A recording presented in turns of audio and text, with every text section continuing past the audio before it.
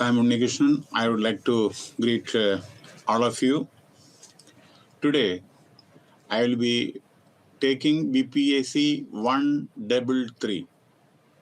Okay, Unit 10E. BPSC 133, and Unit 10E. Okay. Now, you see, today's topic is Central Vigilance Commission, CVC.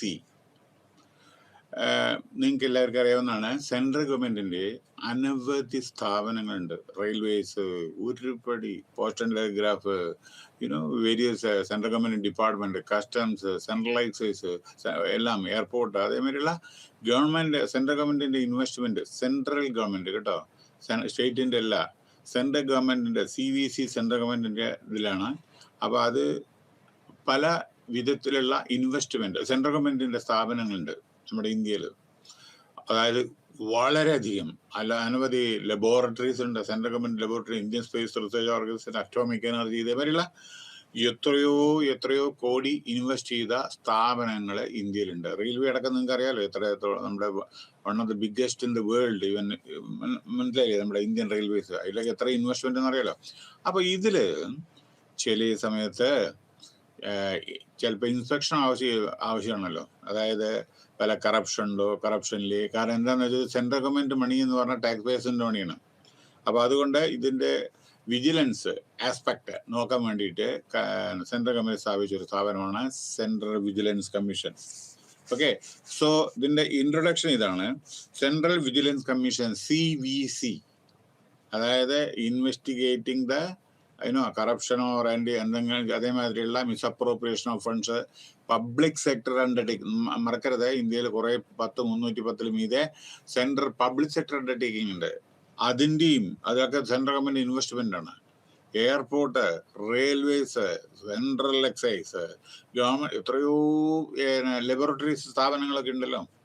അപ്പൊ അതെല്ലാം universities, central universities, മനസ്സിലായില്ലേ, central medical colleges, all India institute of medical science, ഇതൊക്കെ central ഗവൺമെന്റിന്റെയാണ്. അപ്പൊ ഇതിലൊക്കെ ഈ allocation ചെയ്ത പൈസ പ്രോപ്പറായിട്ടാണോ ചെയ്യുന്നത്? ബിൽഡിംഗ് ഇതൊക്കെ കൺസ്ട്രക്ഷനിൽ വല്ല സിവിൽ കൺസ്ട്രക്ഷനിൽ എന്തെങ്കിലും പ്രശ്നങ്ങളുണ്ടോ, ടെക്നിക്കൽ പ്രോബ്ലംസ് ഉണ്ടോ, അത് ശരിയായിട്ട് വിധത്തിലാണോ, ഇതൊക്കെ നോക്കുന്നവരാണ് കേട്ടോ. അപ്പൊ central vigilance commission, CVC is a apex Indian government. Apex പറഞ്ഞാൽ ഏറ്റവും വലിയൊരു ഗവൺമെന്റ് ബോഡിയാണ്. Created 1964 to address government corruption. പറയേണ്ട ആവശ്യമില്ലല്ലോ. ഇൻ 2003 the parliament ഇത് ഒരു സ്റ്റാറ്റ്യൂട്ടറി ആക്ടിലൂടെ സ്റ്റാറ്റ്യൂട്ടറി സ്റ്റാറ്റസ് കൊടുത്തു. അതായത് അത്യാവശ്യമായ ഒരു ഘടന, അതായത് ഒരു യൂണിറ്റ് ആയിട്ട് സ്റ്റാറ്റ്യൂട്ടറി പറഞ്ഞ ഗവൺമെന്റിന്റെ ഒരു സ്ഥാപനമായി ഡിക്ലെയർ ചെയ്തു 2003. It has the status of autonomous, independent ആണ്, ഫ്രീ ഓഫ് കൺട്രോൾ. ഇതിനെ കൺട്രോൾ ആരും ചെയ്യുന്നില്ല. ഒരു ഇൻഡിപെൻഡന്റ് ബോഡിയാണ് from any executive authority and charge with monitoring all vigilance activities of central government organisation. Central ഗവൺമെന്റിന്റെ എല്ലാ വിധത്തിലുള്ള വിജിലൻസ് മാറ്റേഴ്സും ഇവർ നോക്കുന്നു.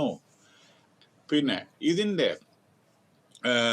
you see, it was set up, the government of India, resolution on 11/2/1964. Okay, on the recommendation of the committee on prevention of corruption headed by Sri Sandhanam. അദ്ദേഹത്തിന്റെ ഒരു recommendation പ്രകാരമാണ് ഒരു committee setup ചെയ്തിരുന്നു government of India. അത് മുഖാന്തരമാണ് ഇത് നിലവിൽ വന്നത്. അതായത് 11/2/1964. ഓക്കെ, മാത്രമല്ല ഈ സെൻട്രൽ വിജിലൻസ് കമ്മീഷൻ ഈ ഇൻസ്പെക്ഷൻ എല്ലാം ഓരോരോ ബോഡിയിലും ചെയ്തതിന് ശേഷം, ഓരോ സ്ഥാപനങ്ങൾ ചെയ്തതിന് ശേഷം ഒരു റിപ്പോർട്ട് ഉണ്ടാകും, ആനുവൽ റിപ്പോർട്ട്. അപ്പൊ അതിലെല്ലാം കാണിക്കും എന്തൊക്കെയാണ് ഓരോ ചില അഴിമതികളോ, ചിലപ്പോൾ ചീഫ് എക്സിക്യൂട്ടീവോ, CEO, പ്രസിഡന്റോ, ചെയർമാൻ, മാനേജിംഗ് ഡയറക്ടറോ ആരെങ്കിലും ചെയ്തിട്ടുണ്ടെങ്കിൽ അതിൽ കാണിക്കും. ആനുവൽ റിപ്പോർട്ട് ഉണ്ടാക്കും. Not only gives the details of the work done, ഏതെല്ലാം വർക്കുകളെ, കൺസ്ട്രക്ഷൻ എത്ര കോടി, അതിലെ നമ്മള് ടൈമിൽ കംപ്ലീറ്റ് ചെയ്തിട്ടുണ്ടോ, എക്സസ് പൈസ എത്രയായി, എന്തുകൊണ്ടായി, ഇതൊക്കെ ചോദിക്കും. അതിലെഴുതും അവരുടെ remark. But also brings out the system failure. എന്തെങ്കിലും സിസ്റ്റം ഫെയിലിയേഴ്സ് ഉണ്ടോ, അതായത് ഇങ്ങനെ ചെയ്യാത്തതിനാൽ ഗവൺമെന്റിന് ഇത്ര നഷ്ടം വന്നു, അങ്ങനെ എന്തെങ്കിലും ഫെയിലിയർ അത് റിപ്പോർട്ട് ചെയ്യാനുള്ള റിപ്പോർട്ടിൽ. പിന്നെ സിസ്റ്റം ഇമ്പ്രൂവ്മെന്റ്, ചിലയിടത്ത് സിസ്റ്റം ഉണ്ടല്ലോ അത് ഇമ്പ്രൂവ് ചെയ്തുകൊണ്ടിരിക്കണം ചില സമയത്തേക്ക്. അപ്പൊ അത് updation is very very essential. പിന്നെ ഏതെല്ലാം വിധത്തിൽ പ്രിവെന്റീവ് മെഷേഴ്സ് വരാൻ പോകുന്ന എന്തെങ്കിലും തകരാറുകൾ തടഞ്ഞു നിർത്താൻ പറ്റും, അതേമാതിരി കമ്മീഷൻസ് അഡ്വൈസ്, അതേമാതിരി ചില അഡ്വൈസ് ഇത് ഗവൺമെന്റിന് കൊടുക്കുന്നു. പക്ഷേ ഗവൺമെന്റ് ഇത് ചിലത് സ്വീകരിക്കുന്നു, ചിലത് സ്വീകരിക്കാതിരിക്കുന്നു. അതുകൊണ്ട് അത് നമ്മളിപ്പോൾ എന്തെങ്കിലും കംപ്ലൈന്റ് കൊടുക്കുകയാണെന്ന് വെച്ചാൽ അഡ്മിനിസ്ട്രേറ്റീവ് മിനിസ്ട്രി ഇതിൽ ആക്ഷൻ എടുക്കണോ ആക്ഷൻ എടുക്കണ്ടേ എന്ന്, പക്ഷെ മിക്കവാറും എടുക്കും. കാരണം കറപ്റ്റ് ആളുകളെ ആരും വയ്ക്കില്ലല്ലോ. പക്ഷെ അവർക്ക് അധികാരമുണ്ട് ഓരോരോ ഡിപ്പാർട്ട്മെന്റില്. ഇപ്പൊ റെയിൽവേ വെച്ചാൽ റെയിൽവേക്ക് വേറെ ഒരു ഇതുണ്ട്, അവരവരുടേതായ വിധത്തിലും കൂടി ഒന്ന് ചെക്ക് ചെയ്യും, എന്നിട്ടാണ് ഇതൊക്കെ ഇംപ്ലിമെന്റ് ചെയ്യും. ഇവര് സജഷൻ എന്ത് പുട്ടപ്പ് ചെയ്താലും കേട്ടോ. അപ്പോ യെസ്, സോ ഇംപ്ലിമെന്റ് അതോറിറ്റീസ്. എന്താണ് വിജിലൻസ് ഓർഗനൈസേഷൻ? ഇതില് എന്താണെന്ന് വെച്ചാൽ CVC, സെൻട്രൽ വിജിലൻസ് കമ്മീഷൻ. ഇനി CVC എന്ന് പറയൂ, സെൻട്രൽ വിജിലൻസ് കമ്മീഷൻ. അതിന്റെ ഹെഡ് സെൻട്രൽ വിജിലൻസ് കമ്മീഷണറാണ്. അയാളെ അസിസ്റ്റ് ചെയ്യാൻ 2 വിജിലൻസ് കമ്മീഷണറുണ്ട്, VC, മറ്റേത് CVC. അതായത് സെൻട്രൽ വിജിലൻസ് കമ്മീഷണർ, അദ്ദേഹത്തിനെ അസിസ്റ്റ് ചെയ്യാൻ 2 വിജിലൻസ് കമ്മീഷണർ ഉണ്ട്.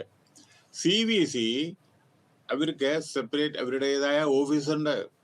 അവിടെ ടെക്നിക്കൽ എക്സാമിനേഴ്സ് ഉണ്ട് ചിലത്. കാരണം ഈ ബിൽഡിംഗ് ഒക്കെ നോക്കുമ്പോൾ സിവിൽ മെക്കാനിക്കൽ ഇതൊക്കെ ഉണ്ടല്ലോ. അപ്പൊ ടെക്നിക്കൽ എക്സാമിനേഷൻ എൻ്റെ വിങ്, അവിടെ ഒരു വിങ് ഉണ്ട്. Commissioners for departmental enquiry. പിന്നെ ഡിപ്പാർട്ട്മെന്റ് ഓരോരോ എൻക്വയറി ചെയ്യാൻ ഓരോരോ വിങ് ഉണ്ട്, ഓരോരോ ചാർജസും ഇതൊക്കെ ഉണ്ടല്ലോ. അതൊക്കെ എൻക്വയറി ചെയ്യാൻ സെപ്പറേറ്റ് ഓരോ ഡിപ്പാർട്ട്മെന്റ് ഉണ്ട് അവിടെ അതിനായിട്ടുള്ളത്. Secretariat consist of an officer of the rank of additional secretary. അവിടെ സെക്രട്ടേറിയറ്റ് പറഞ്ഞ അഡീഷണൽ സെക്രട്ടറി ഉണ്ട് അവിടെ, ഗവൺമെന്റ് ഓഫ് ഇന്ത്യയുടെയാണ്. അത് കഴിഞ്ഞിട്ട് ചീഫ് ടെക്നിക്കൽ എക്സാമിനേഴ്സ് ഉണ്ട് 2 പേര്, ചീഫ് എഞ്ചിനീയർ റാങ്കാണ്. Designated chief technical examiners. പിന്നെ അവര് സപ്പോർട്ട് ചെയ്യാൻ കുറെ സ്റ്റാഫ് ഉണ്ട്. അപ്പൊ ഓർക്കണം, ഒരു chief vigilance commissioner, central vigilance commissioner, 2 vigilance commissioner, അവർക്ക് സെക്രട്ടേറിയറ്റ് ഉണ്ട്, ടെക്നിക്കൽ എക്സാമിനർ ഉണ്ട്, അതെ 2 വിങ് ഉണ്ട് ടെക്നിക്കൽ മറ്റേത്. അത് കഴിഞ്ഞിട്ട് ഒരു additional secretary, rank of additional secretary level government of ഇന്ത്യയുടെ ഒരാളുണ്ട്. അവരുടെ കീഴിൽ 2 ചീഫ് എഞ്ചിനീയേഴ്സ് ഉണ്ട്. അവരുടെ പേര് ചീഫ് ടെക്നിക്കൽ എക്സാമിനർ എന്നാണ്. Designated as chief technical examiners with supporting staff. Okay. പിന്നെ ഇവിടെ chief technical examiners organisation constitute the technical wing of the central vigilance commission. ടെക്നിക്കലായിട്ടുള്ള കാര്യങ്ങൾ നോക്കാൻ ഓരോ സ്ഥാപനങ്ങളൊക്കെ. ഇപ്പൊ നിങ്ങൾക്കറിയാലോ, സെൻട്രൽ വിസ്ത പദ്ധതി ഉണ്ട്, പാർലമെന്റ് മന്ദിരം പണിയുന്നുണ്ട്, എത്രയോ കോടിയാണ്. അപ്പൊ അതിലൊക്കെ കൺസ്ട്രക്ഷൻ ഒക്കെ പ്രോപ്പർ ആണോ, ഡിലേ ഉണ്ടോ, എത്ര എക്സസ് ആയോ പേയ്മെന്റ്, ഇതൊക്കെ ഉണ്ടല്ലോ. അതെല്ലാം ടെക്നിക്കലായിട്ടുള്ള നോക്കാനുള്ള, അതാണ് ചീഫ് എഞ്ചിനീയർ റാങ്കിലുള്ള ആളുകളുണ്ട്. ഫംഗ്ഷൻ, ഇവരുടെ എന്തൊക്കെയാണ് ഫംഗ്ഷൻ? 1, technical audit. പറഞ്ഞില്ലേ, പ്രോപ്പർ ആയിട്ടാണോ, അതായത് ടെക്നിക്കൽ എല്ലാം, ബിൽഡിംഗ് കൺസ്ട്രക്ഷൻ ആയിക്കോട്ടെ, വേറെ എന്തെങ്കിലും ആയിക്കോട്ടെ, അതേമാതിരി ടെക്നിക്കലി എല്ലാം എൻവയോൺമെന്റൽ എവറിഥിങ് അവർ നോക്കും. അതൊക്കെ ക്ലിയറൻസ് കിട്ടിയിട്ടുണ്ടോ നോക്കും. അതേമാതിരി ഇൻവെസ്റ്റിഗേറ്റിംഗ് സ്പെസിഫിക് കേസസ്. എന്തെങ്കിലും മറ്റുള്ളവർ കംപ്ലൈന്റ് ചെയ്തിട്ടുണ്ടെങ്കിൽ ഇവിടെ ലെറ്റർ അയക്കുക, എന്തെങ്കിലും ചെയ്യുന്ന ഒരാളെ പറ്റി കറപ്റ്റ് ആയിട്ട് എന്തെങ്കിലും, ഇപ്പോൾ എയർപോർട്ട് ആയിക്കോട്ടെ, എയർപോർട്ട് അതോറിറ്റി ഓഫ് ഇന്ത്യയുടെ ആരെങ്കിലും ആ കംപ്ലൈന്റ്, കമ്മീഷണർ, കസ്റ്റംസ് കമ്മീഷണർ ആയിക്കോട്ടെ, കസ്റ്റംസ് ഉദ്യോഗസ്ഥരായിക്കോട്ടെ, അത് അവര് പലതും ഇതേമാതിരിയുള്ള കംപ്ലൈന്റ് കൺസ്ട്രക്ഷനെ പറ്റിയിട്ട് എന്തെങ്കിലും ഉണ്ടെങ്കിൽ അതിനൊക്കെ പൈസ കമ്മീഷനൊക്കെ എടുക്കുന്നവരില്ലേ, അതൊക്കെ ഇൻവെസ്റ്റിഗേറ്റ് ചെയ്യും. പിന്നെ CBI ഇൻവെസ്റ്റിഗേഷനെയും ഇവര് ഹെൽപ്പ് ചെയ്യും. കാരണം ഇവരുടെ CBI വേറൊരു ഘടകമാണ്. അപ്പൊ അവരുടെ ഇൻവെസ്റ്റിഗേഷനും പിന്നെ ഇവര് ഹെൽപ്പ് ചെയ്യും. പിന്നെ assist in the commission CBO in vigilance cases, already ഞാൻ പറഞ്ഞു. Technical matters also. അപ്പോൾ ഇവരുടെ അപ്പോയിന്റ്മെന്റ് ഞാൻ പറഞ്ഞു. അതായത് CBI ഇവിടെ കണ്ടില്ലേ, അസിസ്റ്റിംഗ് ദ CBI ഇൻവെസ്റ്റിഗേഷൻ എന്ന് പറഞ്ഞാൽ involving technical matters and evaluation of the properties. ചിലയിടത്ത് എത്ര പ്രോപ്പർട്ടീസ് ഒക്കെ നോക്കണ്ടേ, അത് എത്രയാണ് കോസ്റ്റ്, ഇതൊക്കെ നോക്കണ്ടേ. അതിന് വേണ്ടിയിട്ട് CBIനെ അസിസ്റ്റ് ചെയ്യുന്നതാണ് പറയുന്നത്. പിന്നെ appointments, the CVO central vigilance officer. Yes, okay. and the Central Vigilance Commissioner, and the Vigilance Commissioner shall be appointed by the President of India on the recommendation of the committee. President ആണ് appoint ചെയ്യണ ഇവരൊക്കെ ആരെ CVO അല്ലാതെ CVC ആണ് കേട്ടോ. Central vigilance commissioner CVC ആണ്, COEO അല്ല. And the vigilance commissioner shall be, ഈ 3 പേര് അപ്പോയിന്റ് ചെയ്യുന്നത് പ്രസിഡന്റ് ഓഫ് ഇന്ത്യയാണ്. ഇത് ഒരു കമ്മിറ്റി ഉണ്ട്. ഒരു കമ്മിറ്റി പ്രധാനമന്ത്രി ചെയർപേഴ്സൺ ആണ്, നമ്മുടെ ആഭ്യന്തരമന്ത്രി ഹോം മിനിസ്റ്റർ മെമ്പറാണ്, ലീഡർ ഓഫ് ഓപ്പോസിഷൻ ഏറ്റവും പാർലമെന്റിലുള്ള ഓപ്പോസിഷൻ ലീഡറും കൂടിയിട്ടാണ് ഇവരെ സെലക്ട് ചെയ്യുക, ഈ 3 പേര്. അപ്പൊ അത് കഴിഞ്ഞിട്ട് ഇവരെ സെലക്ട് ചെയ്ത് റെക്കമെൻഡേഷൻ കൊടുത്തിട്ട് പ്രസിഡന്റ് ഓർഡർ ഇഷ്യൂ ചെയ്യും. സോ CVC ഈസ് നോട്ട് ഇത് ഒരു ഇൻവെസ്റ്റിഗേറ്റിംഗ് ഏജൻസി, പോലീസിനെമാരെ അല്ലെങ്കിൽ CBI ഒരു ഇൻവെസ്റ്റിഗേറ്റിംഗ് ഏജൻസി അല്ല. ഇത് only carried out by it is examining civil works of the government. Civil വർക്കൊക്കെ ഉണ്ടല്ലോ, അത് പ്രോപ്പർ ആണോ അതെല്ലാം നോക്കുന്നു. ചിലപ്പോൾ നാശനഷ്ടങ്ങളൊക്കെ വന്നിട്ടുണ്ടെങ്കിലൊക്കെ അത് പോയിട്ട് വാല്യുവേഷൻ ഇതൊക്കെ ചെയ്യുന്നു. ഇപ്പോ the ordinance of 1998 confirmed statutory status പറഞ്ഞില്ലേ, status to the CVC and confirmed the powers to exercise superintendence over function of the Delhi Special Police Establishment. ആ റൂളാണ്, അവരുടെ അതേ റൂളാണ് CVC ഫോളോ ചെയ്യുന്നത്. ഡൽഹി സ്പെഷ്യൽ പോലീസ് എസ്റ്റാബ്ലിഷ്മെന്റ് അവരുടെ റൂളാണ് CVC follow ചെയ്യുന്നത്. പിന്നെ ഈ CVCയുടെ പ്രത്യേകത വേറൊരു ഇത് കൂടി ഉണ്ട്. അവരുടെ ഈ കമ്മീഷണേഴ്സ് ഉണ്ട്, ചില people commissioners for departmental enquiries, CDI, അതായത് commissioner for departmental enquiries CDI 14 ആളുണ്ട്. അതായത് in the rank of director 11 director റാങ്കിലാണ്, 3 ഡെപ്യൂട്ടി സെക്രട്ടറി ലെവലാണ്. ഈ CDI എന്ന് പറഞ്ഞ കമ്മീഷണർ ഫോർ ഡിപ്പാർട്ട്മെന്റൽ എൻക്വയറി, അവര് ഒരു എൻക്വയറി ഓഫീസറാണ്. അത് കണ്ടക്ട് എൻക്വയറി, ഡിപ്പാർട്ട്മെന്റൽ എൻക്വയറീസ്, ഗവൺമെന്റിന്റെ ഓരോരോ ഇതും പബ്ലിക് സെർവന്റിന്റെ അഴിമതികളെയും ഇത് ചെയ്യും. ആരെങ്കിലും കൂടുതൽ കറപ്റ്റോ എന്തെങ്കിലും ചെയ്തെങ്കിൽ ചെയ്യും. പക്ഷേ ഇവിടെ എന്താണെന്ന് വെച്ചാൽ large number of government organisation ഉണ്ട്, സെൻട്രൽ ഗവൺമെന്റ് ഓർഗനൈസേഷൻ. അപ്പൊ ഇതെല്ലാം ചെയ്യുന്നത് വളരെ അസാധ്യമായ ഒരു ഇതാണ്. കാരണം ഇതിന്റെ ചെറിയ ഒരു ഓഫീസ് മാത്രമാണ്, അത്രയും ഓഫീസേഴ്സ് ഇല്ല ഇവിടെ. അത് പിന്നീട് പറയാം. CVC ഇത് കഴിഞ്ഞിട്ട് പിന്നെ പബ്ലിഷ് ഇത് ഒരു കൊല്ലത്തില് അല്ലെങ്കിൽ ഇടയ്ക്ക് periodically they are publishing A list of corrupt government officials. ആരെല്ലാം കറപ്റ്റ് ആണ് അതിന്റെ ഒരു ലിസ്റ്റ് അവര് സബ്മിറ്റ് ചെയ്യുന്നു, റെക്കമെൻഡ് ചെയ്യുന്നു, ആക്ഷൻ എടുക്കാൻ റെക്കമെൻഡ് ചെയ്യുന്നു. അതായത് മിനിസ്ട്രിയില് അവർ ഫോർവേഡ് ചെയ്യുന്നു. അത് മാത്രമല്ല അവരത് ആനുവൽ റിപ്പോർട്ടിൽ എഴുതുന്നു. ഇന്ന ഡിപ്പാർട്ട്മെന്റിൽ എൻക്വയറി ചെയ്തപ്പോൾ ഇന്ന ആള് കറപ്റ്റ് ആണ് എന്ന് കണ്ടു എന്ന് പറഞ്ഞിട്ട് ഈ ആനുവൽ റിപ്പോർട്ടിൽ മെൻഷൻ ചെയ്യുന്നു. ഇത് പ്രസിഡന്റ് ഓഫ് ഇന്ത്യക്കും പോകുന്നു. അത് കഴിഞ്ഞിട്ട് അതാത് ഡിപ്പാർട്ട്മെന്റിലാണ് ഇതിന്റെ പേരിൽ ആക്ഷൻ എടുക്കേണ്ടത് കേട്ടോ. ഓക്കെ, അപ്പൊ അതുമായി. ഇനി റിമൂവൽ എന്ന് പറഞ്ഞാൽ സപ്പോസ് ഇവരെ മാറ്റണം എന്ന് വിചാരിക്കുക, നമ്മുടെ ചീഫ് വിജിലൻസ് ഓഫീസറെ മാറ്റണം എന്ന് വിചാരിക്കുക, വിജിലൻസ് കമ്മീഷണറെ അല്ലെങ്കിൽ വിജിലൻസ് കമ്മീഷണറെ. അതിന് ഏതെങ്കിലും വിധത്തിൽ മാറ്റണം വെച്ചാൽ പല കാര്യങ്ങളുണ്ട്. ഒന്ന്, എളുപ്പത്തിൽ പറ്റില്ല, പക്ഷേ പറ്റും. അതായത് പ്രസിഡന്റ് ഓഫ് ഇന്ത്യക്ക് പ്രൂവ് ചെയ്യണം. അതായത് ഒന്നുമില്ലെങ്കിൽ മിസ്ബിഹേവിയർ, അതല്ലെങ്കിൽ കൊടുത്ത ജോലി ചെയ്യാൻ കഴിവില്ലായ്മ, അല്ലെങ്കിൽ സുപ്രീം കോർട്ട് ഈ 3 പേരിൽ ആരെങ്കിലും പേരിൽ എന്തെങ്കിലും കംപ്ലൈന്റ് എന്തെങ്കിലും വിചാരിക്കുക, സുപ്രീം കോർട്ടിന്റെ ഓർഡർ ഉണ്ട് വിചാരിക്കുക, വെർഡിക്റ്റ് അവർ ശരിയായിട്ടില്ല, അവർ പ്രോപ്പറായിട്ട് ചെയ്തില്ല. കാരണം എന്താ വെച്ചാൽ ഇവരും അതെ കറപ്റ്റ് ചെയ്ത ആളുകളുടെ ചില സമയത്ത് സപ്പോർട്ട് ചെയ്യും ചിലപ്പോൾ. അപ്പൊ അങ്ങനെ എന്തെങ്കിലും സുപ്രീം കോടതി ജഡ്ജ്മെന്റ് ഉണ്ടെങ്കിൽ ആ ആളുകളെ അവിടെ സുപ്രീം കോർട്ടിന്റെ വെർഡിക്റ്റ് ഉണ്ടായെന്നുണ്ടെങ്കിൽ അത് പ്രസിഡന്റ് ഇത് മാറ്റും. പക്ഷെ അങ്ങനെ ഒന്നും സംഭവിച്ചിട്ടില്ല ഇന്ത്യയിൽ. കാരണം ഒന്നാമത് ഈ ഹൈ ലെവലിലുള്ള ആളുകളാണ് ഇവരെല്ലാം. അങ്ങനെയൊന്നും അവർക്ക് അറിയാലോ അങ്ങനെ ചെയ്ത് അങ്ങനെയാണ് സ്ഥിതി ചെയ്യുന്നത്. പക്ഷെ മാത്രമല്ല ഒരു പ്രാവശ്യം മാറ്റിയെന്ന് വിചാരിക്കുക, മാറ്റിയെന്ന് വെച്ചാൽ അവർക്ക് പിന്നെ നമ്മുടെ സൊസൈറ്റിയിലെ എന്താ പറയണ്ടേ ആളുകൾ ഒരു മുൻഗണനയും ഒന്നും കൊടുക്കില്ല. അതും കൂടി ശ്രദ്ധിക്കണം. അപ്പോൾ അതുകൊണ്ട് സുപ്രീം കോർട്ട് റെഫറൻസോ അല്ലെങ്കിൽ പ്രസിഡന്റിന് മനസ്സിലാവുകയോ ചെയ്ത മിസ്ബിഹേവിയറോ അയാൾ കോമ്പിറ്റന്റ് അല്ല എന്നുണ്ടെങ്കിൽ ഈ 3 പേരിലെ ആളുകളെ പറഞ്ഞേക്കാനുള്ള അധികാരമുണ്ട്. അപ്പോൾ ഇതില് താഴെ പറയുന്ന കാരണങ്ങളാൽ ആളുകളെ മാറ്റാം. CVC central vigilance, chief vigilance commissioner 2 എണ്ണം എന്നെല്ലാം കാരണങ്ങൾ. ഒന്ന്, വളരെ ശ്രദ്ധിച്ചോളൂ, ഈ അഡ്ജഡ്ജഡ് ആസ് ഇൻസോൾവന്റ്. അതായത് ഈ ഇദ്ദേഹത്തിന്റെ പൈസ ഇല്ല വിചാരിക്കുക, ഒരാളില് അവര് കടം നിറയെ, അവർക്ക് കടം താങ്ങാൻ വയ്യാത്ത ഭാരണ്ട്, കടങ്ങളുണ്ട് വിചാരിക്കുക, അല്ലെങ്കിൽ മറ്റുള്ളവരെ കുറെ ലയബിലിറ്റി ഉണ്ട് വിചാരിക്കുക. അത്തരത്തിലുള്ള ആളുകളിൽ നിന്ന് സെർവ് ചെയ്യാൻ പറ്റില്ല, കാരണം അവർക്കൊന്നും ഇതിൽ കോൺസെൻട്രേറ്റ് ചെയ്യാൻ പറ്റില്ല ചില സമയത്ത്. അപ്പൊ നമ്മളെ ഗവൺമെന്റ് സർവീസ് എടുത്തിട്ടുണ്ട്, നിങ്ങൾ എപ്പോഴും അതായത് സമ്പാദ്യത്തിനനുസരിച്ച് നിങ്ങളെ കടമൊക്കെ എടുക്കാൻ പാടുള്ളൂ, അല്ലെങ്കിൽ മനുഷ്യൻ ചില സമയത്ത് ജീവിതം തന്നെ അവസാനിപ്പിക്കേണ്ടി വരും. അപ്പൊ അങ്ങനെ അഡ്ജഡ്ജഡ്, അതായത് ഇയാൾക്ക് കൂടുതൽ ലയബിലിറ്റിയോ അങ്ങനെയൊക്കെ ഉണ്ട് എന്നുണ്ടെങ്കിൽ യെസ്, അതൊരു ബാഡ് ഇതാണ്. 2, മാത്രമല്ല ഇയാളുടെ ഏതെങ്കിലും ഒരു വിജിലൻസ് കമ്മീഷണർ അല്ലെങ്കിൽ ചീഫ് വിജിലൻസ് കമ്മീഷണർ ആരെങ്കിലും ഏതെങ്കിലും കേസിൽ തെറ്റുകാരനാണെന്ന് കോടതി വിധിച്ചാൽ പിന്നെ പോയി. അടുത്തത്, ഇവിടെ ജോലി ചെയ്യുമ്പോൾ വേറെ ഏതെങ്കിലും സ്ഥലത്ത് ശമ്പളത്തോടു കൂടി ജോലി ചെയ്ത് വിചാരിക്കുക, മോണിറ്ററി ബെനിഫിറ്റ് ഉള്ളത്, പൈസ വേറെ സ്ഥാപനങ്ങളിൽ നിന്ന് വാങ്ങി വിചാരിക്കുക ഇവിടെ ജോലി ചെയ്യുമ്പോൾ, എഗെയിൻ അൺക്വാളിഫൈഡ്.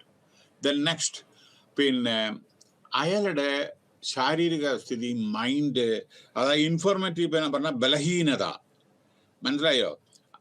അതൊന്നും ശരിയല്ല എന്ന് വിചാരിക്കുക, കേപ്പബിൾ അല്ല വിചാരിക്കുക ഫിസിക്കലി, അയാളെ മാറ്റാം.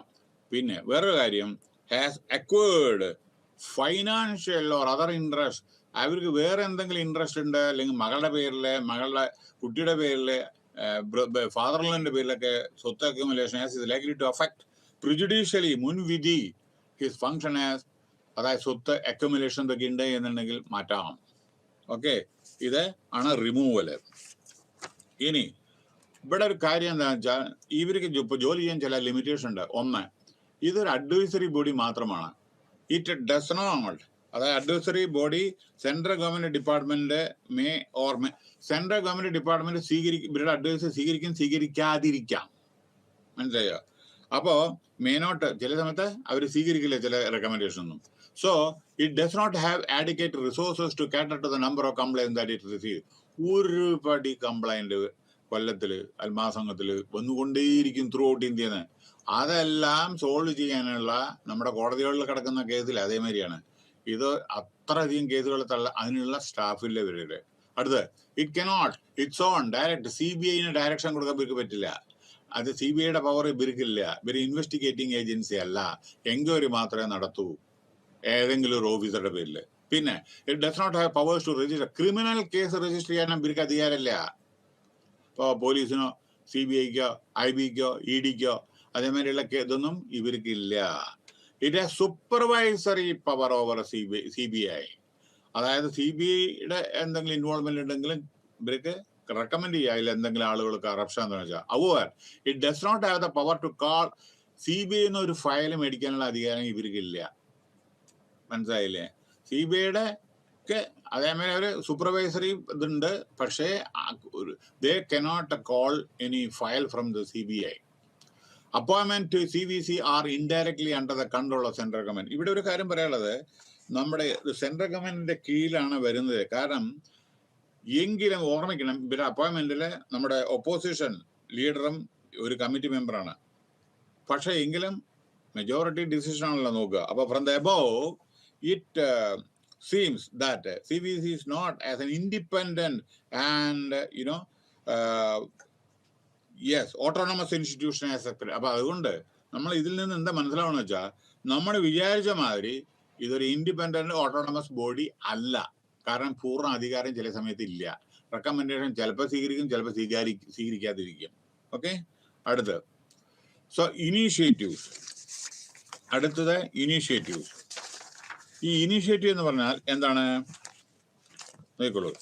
ഇനീഷ്യേറ്റീവ് എന്ന് പറഞ്ഞാൽ ഇവർ പല നല്ല കാര്യങ്ങൾ ചെയ്തിട്ടുണ്ട്. സെൻട്രൽ വിജിലൻസ് കമ്മീഷൻ അതായത് national anti corruption survey strategy form ചെയ്തിട്ടുണ്ട്. Leveraging technology to prevent corruption ചെയ്തിട്ടുണ്ട്. ഇന്റിഗ്രിറ്റി ഇൻ ഇതുകൊണ്ട് എന്തുണ്ടാണ് ആളുകൾക്ക് പേടിയുണ്ട്, കറപ്ഷൻ ചെയ്തിട്ടുണ്ടെങ്കിൽ പെടും എന്നുള്ള അവയർനെസ് കിട്ടിയിട്ടുണ്ട്. അപ്പൊ ഇന്റിഗ്രിറ്റി, സത്യസന്ധത ഏകദേശം കൊണ്ടുവരാൻ സാധിച്ചിട്ടുണ്ട്. ഇവരുടെ അച്ചീവ്മെന്റ് ആണ്. പിന്നെ awareness campaign, vigilance awareness week ഉണ്ട്, അത് വരുന്നുണ്ട്, അപ്പോൾ പറയാം.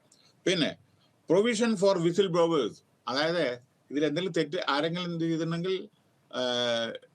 ഈ ഇതിന്റെ ഓരോരുത്തരുടെ അഭിപ്രായങ്ങൾ ഉണ്ടല്ലോ, അതൊക്കെ ചില സമയത്ത് റൂമറും മറ്റേതൊക്കെ ഉണ്ടല്ലോ, അതൊക്കെ വെരിഫൈ ചെയ്യും ഇവര്. പിന്നെ വേറൊന്ന്, improving the standard of vigilance work. ഈ വിജിലൻസ് വർക്കിന്റെ സ്റ്റാൻഡേർഡ് ഇംപ്രൂവ് ചെയ്യാൻ വേണ്ടിയിട്ട് ഇവർ ശ്രമിച്ചിട്ടുണ്ട്. കമ്പ്യൂട്ടറൈസേഷൻ ചെയ്തിട്ടുണ്ട്. പിന്നെ പ്രിവെന്റീവ് വിജിലൻസ് തടയാനുള്ള എന്തൊക്കെയാണ് മാർഗങ്ങൾ, അതിനുള്ള പോളിസി ഉണ്ടാക്കിയിട്ടുണ്ട്. പിന്നെ ഇന്റർനാഷണൽ കോപ്പറേഷൻ, അന്താരാഷ്ട്ര കോപ്പറേഷനും ഇവർ സാധിച്ചിട്ടുണ്ട്. ഇനി അടുത്തത് പറയാനുള്ളത്,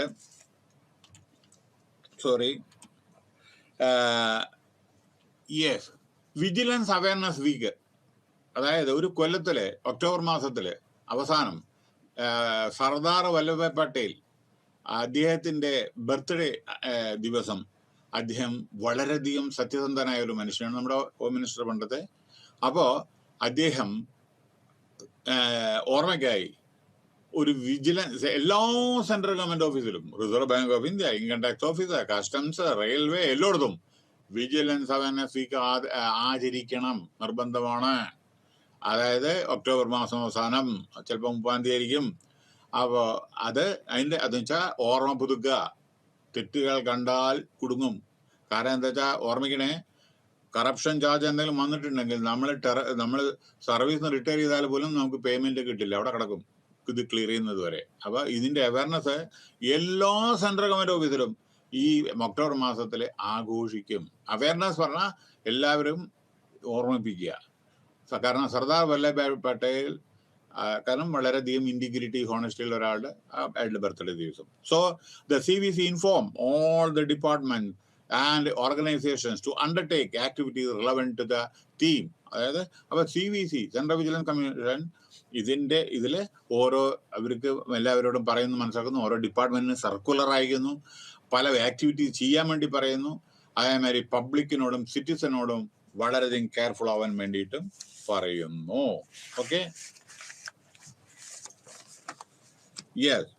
അടുത്ത 10F, unit 10F, administrative reforms commission. First administrative reform commission 1966-1970.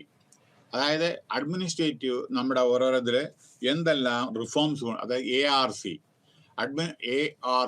Administrative reform, നമ്മുടെ ഭരണത്തിൽ എന്തെല്ലാം റിഫോം ഇത് വേണം, പുതിയ കാര്യങ്ങൾ ഇൻകോർപ്പറേറ്റ് ചെയ്യണം, പുതിയ പരിഷ്കാരങ്ങൾ. കാരണം പഴയത് പറ്റില്ലല്ലോ ഇപ്പോൾ. അപ്പോൾ അങ്ങനെ 1970 ആദ്യത്തെ ഫസ്റ്റ് അഡ്മിനിസ്ട്രേറ്റീവ് റിഫോംസ് കമ്മീഷൻ നിലവിൽ വന്നു. അപ്പോൾ first administrative reform commission was constituted by the ministry of home affairs, പറഞ്ഞ ആഭ്യന്തര മന്ത്രാലയം, under government of India, GOI, resolution to review the public administration system.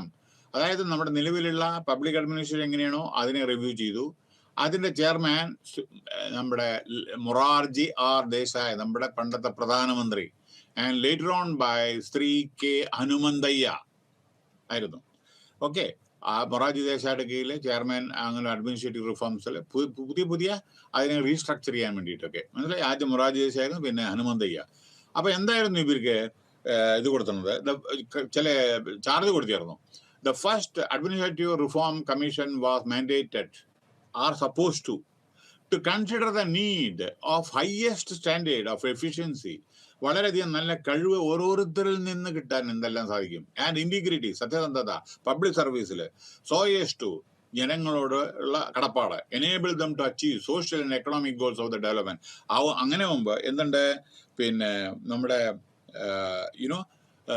നമ്മളെ സോഷ്യൽ ആയിട്ട് കമ്മിറ്റ്മെന്റ് ഉണ്ട് നമുക്ക്, അത് നമുക്ക് ചെയ്യാൻ പറ്റും. In particular, the commission was to consider and review the following subject and provide its recommendation. ഇതിനു പുറമെ ഈ ഒന്നും കൂടി ഞാൻ പറയുന്നുണ്ട്, അതും കൂടി റെക്കമെൻഡേഷൻ ആയിരുന്നു. അതായത് എന്തൊക്കെ recommendation? Yes, machinery of the government of India, machinery of the government of India and its work procedures, planning machinery at all levels, center state relations, administration at the state level, അതിനെ പറ്റിയിട്ട്. അത് കഴിഞ്ഞിട്ട് financial administration എങ്ങനെ വേണം ഇന്ത്യയിൽ, personal administration ഇന്ത്യയിൽ എങ്ങനെ വേണം, UPSC ഇതൊക്കെ, എക്കണോമിക് അഡ്മിനിസ്ട്രേഷൻ ഇന്ത്യയിൽ എങ്ങനെ വേണം, ഇപ്പോൾ RBI ഇതൊക്കെ എക്കണോമിക് അഫയേഴ്സിൽ, ഡിസ്ട്രിക്ട് അഡ്മിനിസ്ട്രേഷൻ എങ്ങനെ വേണം, അഗ്രികൾച്ചർ അഡ്മിനിസ്ട്രേഷൻ എങ്ങനെ വേണം, പിന്നെ റീഡ്രസ് ഓഫ് സിറ്റിസൺ ഗ്രീവൻസസ്, ജനങ്ങളുടെ ഗ്രീവൻസ് എങ്ങനെയെല്ലാം വേണം, അതും കൂടി ഇതിലെ ഇവരോട് നോക്കാൻ വേണ്ടി പറഞ്ഞു.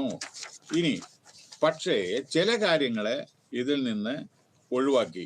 അതെന്താണ് അറിയോ? ചില മിനിസ്ട്രി, അതായത് എക്സ്റ്റേണൽ കമ്മീഷൻ പറഞ്ഞത് 80%. അപ്പൊ 20 റിപ്പോർട്ട് അത് പറയാതെല്ലാന്ന്. രണ്ടാമത് 550 റെക്കമെൻഡേഷൻ, അതിൽ 80% ഗവൺമെന്റ് ഓഫ് ഇന്ത്യ സ്വീകരിച്ചു. എന്തൊക്കെയാണെന്ന് നോക്കിക്കോളൂ. പ്രോബ്ലംസ് ഓഫ് റീഡർ സിറ്റിസൺ ഒന്ന് ജസ്റ്റ് നോക്കിക്കോളൂ. grievances, machinery for planning, final, public sector undertaking, finance, accounts, audit, economic administration, machinery of government of India and its work procedures, life insurance administration, മനസ്സിലായില്ലേ? Central direct tax, income tax, മനസ്സിലായില്ലേ? ഇതേമാതിരിയുള്ളത് central direct taxes. Then ഇനിയുണ്ട് കേട്ടോ central direct taxes. അത് കഴിഞ്ഞിട്ട് administration union territories, north east NEFA, north east frontier agency. അത് കഴിഞ്ഞിട്ട് പിന്നെ delegation of financial and administration powers, personnel administration, central state relationship, state administration, small scale sectors, ഇതൊക്കെ റിപ്പോർട്ടിൽ ഉണ്ടായിരുന്നു. ഓക്കെ, പിന്നെ ഉണ്ടായിരുന്നു. Railways, post and telegraph. Okay, now second administrative reforms commission 2005 second administrative reforms നിലവിൽ വന്നു. മാൻഡേറ്റ് അവരുടെ എന്തെല്ലായിരുന്നു? Commission was given the mandate. പറഞ്ഞാൽ എന്ത് ചെയ്യാൻ വേണ്ടിയിട്ടാണ് ഈ കമ്മീഷൻ സെറ്റപ്പ് ചെയ്തിരുന്നത്? The commission was given the mandate to suggest measures to achieve a proactive, responsive, accountable, sustainable, efficient administration. നമ്മുടെ രാജ്യത്ത് നല്ല അഡ്മിനിസ്ട്രേഷൻ, വളരെ പ്രോആക്റ്റീവ്, അതേമാതിരി അങ്ങനെ നമ്മൾ എന്താ അച്ചീവ് ചെയ്യേണ്ടത്? അക്കൗണ്ടബിൾ, ഓരോരോ പൈസ ചെലവഴിക്കുന്ന അക്കൗണ്ടബിൾ ആവുക, എല്ലാ കാര്യങ്ങളും സമയത്തിന് ചെല്ലുക, ഇതൊക്കെയാണ്. മനസ്സിലായില്ലേ? പിന്നെ ഈ ഉദ്ദേശത്തിലാണ് അവര് പറഞ്ഞത്. നോ അവരും അത് കുറെ റിപ്പോർട്ട്, 15 റിപ്പോർട്ട് അവർ സബ്മിറ്റ് ചെയ്തിട്ടുണ്ടായിരുന്നു. നമ്മുടെ ഈ രണ്ടാമത്തെ administrative reforms committee 15 report submit ചെയ്തിട്ടുണ്ടായിരുന്നു. 15 റിപ്പോർട്ട് സബ്മിറ്റ് ചെയ്ത് എന്താണെന്ന് വെച്ചാൽ പറയാം. ഇതിൽ ഇല്ല, ഒന്നും എഴുതിൽ പറയാം. അതായത് അതായത് 15 report to the government for consideration. ഒന്ന്, ആദ്യത്തെ റിപ്പോർട്ട് റൈറ്റ് ടു ഇൻഫർമേഷൻ, അതായത് master key to good governance, ആദ്യത്തെ റിപ്പോർട്ട്. രണ്ടാമത്തെ റിപ്പോർട്ട് അൺലോക്കിംഗ് ഹ്യൂമൻ ക്യാപിറ്റൽ, അതായത് ജനങ്ങളുടെ നമ്മുടെ ബുദ്ധി എങ്ങനെ നമ്മൾ പ്രയോജനപ്പെടുത്താം. പിന്നെ അതേമാതിരി എൻറ്റൈറ്റിൽമെന്റ്സ് ആൻഡ് ഗവേണൻസ്. മൂന്നാമത്തെ റിപ്പോർട്ട് ക്രൈസിസ് മാനേജ്മെന്റ്, എന്തെങ്കിലും ബുദ്ധിമുട്ട് വരുമ്പോൾ എങ്ങനെ നമ്മൾ ചെയ്യുക, ഡിസ്പയർ ഇല്ലാതെ, നമ്മൾ ദുഃഖമില്ലാതെ ഏത് വിധത്തിൽ പ്രോബ്ലം സോൾവ് ചെയ്യുക. നാലാമത്തെ റിപ്പോർട്ട് എത്തിക്സ്, ഭരിക്കണ സമയത്ത് എന്തെല്ലാം പാലിക്കണം, സത്യസന്ധതയും നിങ്ങളുടെ പ്രൊഫഷണലിസം എങ്ങനെ കാണിക്കണം. അത് കഴിഞ്ഞിട്ട് അഞ്ചാമത്തെ report public order, justice for each, peace for all, എല്ലാവർക്കും ഒരു എന്താ പറയുക, പീസ്, സമാധാനം. ആറാമത്തെ റിപ്പോർട്ട് ലോക്കൽ ഗവേണൻസ്. ഏഴാമത്തെ റിപ്പോർട്ട് കപ്പാസിറ്റി ബിൽഡിംഗ്. എട്ടാമത്തെ റിപ്പോർട്ട് കമ്പാറ്റിംഗ് ടെററിസം എങ്ങനെ നിർത്താം. ഒമ്പതാമത്തെ report social capital, a shared destiny, social capital.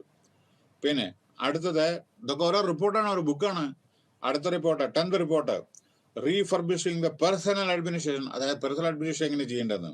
അടുത്തത് 11th report promoting governance, electronic governance എങ്ങനെ ചെയ്യണം. അത് കഴിഞ്ഞിട്ട് 12ാമത്തെ റിപ്പോർട്ട് സിറ്റിസൺ സെൻട്രിക്, മനുഷ്യന് പ്രയോജനകരമായ അഡ്മിനിസ്ട്രേഷൻ, സിറ്റിസൺ സെൻട്രിക്. 13ാമത്തെ റിപ്പോർട്ട് ഗവൺമെന്റ് ഓഫ് ഇന്ത്യയുടെ ഓർഗനൈസേഷൻ സ്ട്രക്ചർ. മനസ്സിലായോ? അതായത് അറിയാലോ, പ്രൈം മിനിസ്റ്റർ, ക്യാബിനറ്റ് സെക്രട്ടറി, അങ്ങനെ പറഞ്ഞിട്ട് ഓരോ കൗൺസിൽ ഓഫ് മിനിസ്റ്റേഴ്സ്, അങ്ങനെയൊക്കെ പറഞ്ഞില്ലേ, ഓർഗനൈസേഷൻ സ്ട്രക്ചർ. അത് കഴിഞ്ഞിട്ട് 14th റിപ്പോർട്ട് അപ്പോൾ strengthening financial management system in India എങ്ങനെ വേണം. ആൻഡ് 15ാമത്തെ റിപ്പോർട്ട്, അവസാനത്തെ report state and district administration. അതാണ് 15ാമത്തെ റിപ്പോർട്ട്. ഓക്കെ, അപ്പൊ അങ്ങനെ യെസ്, അപ്പൊ അത് ഞാൻ പറഞ്ഞു. Okay, now The commission has presented 15 report to the government for consideration. Okay. Now, in this chapter, now, conclusion of this unit. The unit describes the concept of, commission and discusses the various commissions in India. അതായത് നമ്മൾ ഈ യൂണിറ്റിൽ അനവധി commissions, public service commission, finance commission, അങ്ങനെ central vigilance commission, അങ്ങനെ പറഞ്ഞിട്ട് പല പല പല കമ്മീഷൻസിന് നമ്മൾ ഇലക്ഷൻ കമ്മീഷൻ അതൊക്കെ ഡിസ്കസ് ചെയ്തിരുന്നു. നിതി ആയോഗിനെ പറ്റിയിട്ട്, പ്ലാനിംഗ് കമ്മീഷന്റെ വേറെ ഈ കോമ്പോസിഷൻ, അത് എങ്ങനെയാണ് ഓരോന്ന്, അതിൽ ആരൊക്കെയാണ് മെമ്പേഴ്സ്, ആരാണ് ചെയർപേഴ്സൺ, കാലാവധി എന്താണ്, 7 പില്ലേഴ്സ് എന്താണ്, തൂണുകൾ, അത് പറഞ്ഞു തന്നു. ഫങ്ഷൻസ് എല്ലാവരും പറഞ്ഞു തന്നു.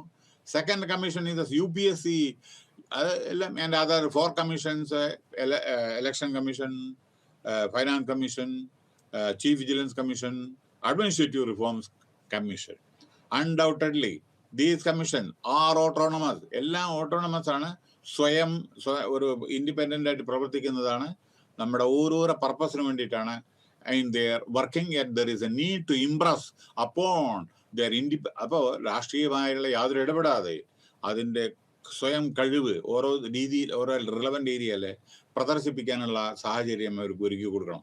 സോ ദാറ്റ് രാഷ്ട്രീയ പ്രവർത്തകർക്കും എക്സിക്യൂട്ടീവ് ഹെഡ്, നമ്മുടെ മന്ത്രിമാർക്കും പ്രധാനമന്ത്രിക്കും ചീഫ് മിനിസ്റ്റർമാർക്കും ഒക്കെ പൊളിറ്റിക്കൽ, അതായത് നമ്മൾ പൊളിറ്റിക്കൽ ഹെഡ്നെസ് അല്ല, ഹാൻഡഡ്നെസ്, പൊളിറ്റിക്കലായിട്ട് കൂടുതൽ ഇടപെടാതെ സത്യസന്ധമായി ജനങ്ങൾക്ക് പരോപകാരമായിട്ടുള്ള കാര്യങ്ങൾ നമുക്ക് ഇത്തരത്തിലുള്ള കമ്മീഷനിലൂടെ ചെയ്യാൻ പറ്റും.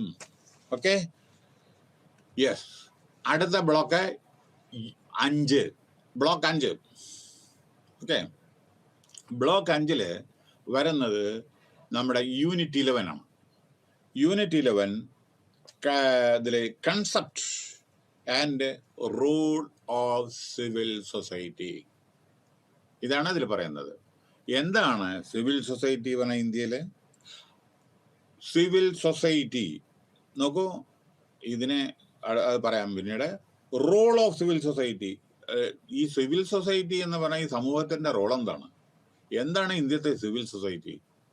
ഇഷ്യൂസ് ഫേസ്, എന്തെല്ലാം പ്രശ്നങ്ങളാണ് ഫേസ് ചെയ്യുന്നത് ഈ സിവിൽ സൊസൈറ്റി? നോ, പ്രധാനപ്പെട്ട CSO, ഇത് റിപ്പീറ്റഡ് ആയിട്ട് വരുന്നുണ്ട്. ഞാൻ പറയാം എന്തതിന്റെ full form. Civil society organisations. കാരണം പിന്നീട് കുറെ വരുന്നുണ്ട് CSO, സിവിൽ സൊസൈറ്റി ഓർഗനൈസേഷൻസ്, അതാണ് CSO, സിവിൽ സൊസൈറ്റി ഓർഗനൈസേഷൻ. അത് അതിനെ പറ്റിയിട്ടാണ് നമ്മൾ പറയാൻ പോകുന്നത്. അപ്പോൾ നമ്മുടെ സ്ട്രക്ചർ എന്താണ്? സ്ട്രക്ചറാണത്. സിവിൽ നമ്മുടെ ഇതിന്റെ concept and role of civil സൊസൈറ്റിയുടെ, civil society in India, role of civil society, issues facing civil society, CSOs a way forward. CSO എന്ന് പറഞ്ഞാൽ സിവിൽ സൊസൈറ്റി ഓർഗനൈസേഷൻസ് ആണ്. ഓക്കെ, അടുത്ത് the term.